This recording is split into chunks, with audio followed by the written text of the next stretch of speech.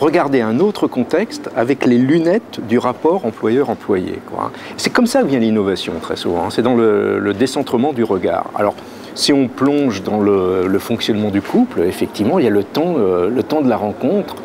Alors là, on ne sait pas trop exactement comment ça se passe entre les critères rationnels et l'émotion. Dans le contexte de l'entreprise, il y a plus de critères rationnels. Oui, il y a du désir. On est de plus en plus dans une société où la réflexion rationnelle reste là, mais elle est environnée par des images, des émotions et des attentes. Il y a un rêve de bonheur, de se réaliser qui est très forte.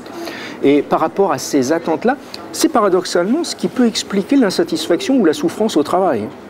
C'est justement parce que les attentes sont très fortes. Oui, alors la routine qui s'installe n'est pas forcément catastrophique, parce que c'est aussi une existence qui s'installe, ça peut être un confort psychologique, on sait où on en est, on a ses repères.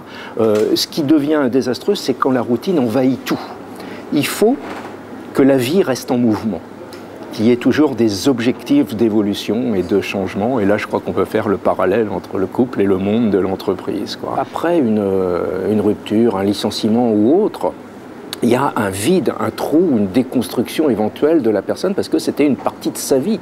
C'était pas simplement, je dirais, des revenus, c'était vraiment une partie de soi. Il y a une exigence de communication qui va très loin.